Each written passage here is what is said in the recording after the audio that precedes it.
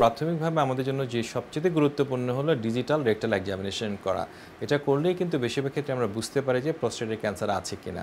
দ্বিতীয় হলো সেক্ষেত্রে আমরা যেটা করি প্যারা মাল্টিপ্যারামেট্রিক এমআরআই করে আমরা চেষ্টা করি বোঝার জন্য যে প্রস্টেটের কোন জায়গার মধ্যে ক্যান্সার উপস্থিত আছে, সেখান থেকে আমরা বায়োপসি করি এবং বায়োপসি করে এর পরবর্তী পর্যায়ে আমরা বোঝার চেষ্টা করি যে সারা শরীরে এটা ছড়িয়ে গেছে কিনা। সেটার জন্য আমরা বলি পিএসএমএ প্যাট স্ক্যান, যেটা আগে বাংলাদেশে ছিল না। এখন কিন্তু বাংলাদেশে নিউক্লিয়ার মেডিসিন বাংলাদেশ গভর্নমেন্টের তরফ থেকে তারা কিন্তু এটা অ্যাভেলেবেল করেছে এবং সেই টেস্টটাও কিন্তু বাংলাদেশে এখন করা সম্ভব।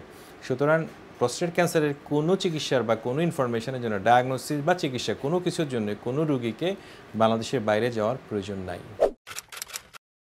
প্রস্টেট ক্যান্সারের অপারেশনের পরে কিছু কিছু ঝুঁকি তৈরি হতে পারে, যেমন আমরা বলেছি ইউরিনারি ইনকন্টিনেন্স, এটা হতে পারে। এটা একটি সমস্যা, অনেক ক্ষেত্রে দীর্ঘদিন থাকতে পারে রুগীদের, এটা একটি সমস্যা। কিন্তু আমরা জানি যে আমরা যদি একই রকম রুগীগুলোকে আমরা যদি রেডিয়েশন থেরাপি, হরমোন থেরাপির মাধ্যমে চিকিৎসা করি, আমরা বলে থাকি যে এটা অলমোস্ট ইকুইভ্যালেন্ট। যেহেতু আমরা আধুনিক radiation therapy, 3D CRT, IMRT, ভিমেট এবং SBRT যে সবকটা ধরনের চিকিৎসা যেহেতু আমরা করতে পারছি, সুতরাং একটা মানুষকে কিন্তু অপারেশন ছাড়াও ভালোভাবে চিকিৎসা করা সম্ভব হতে পারে।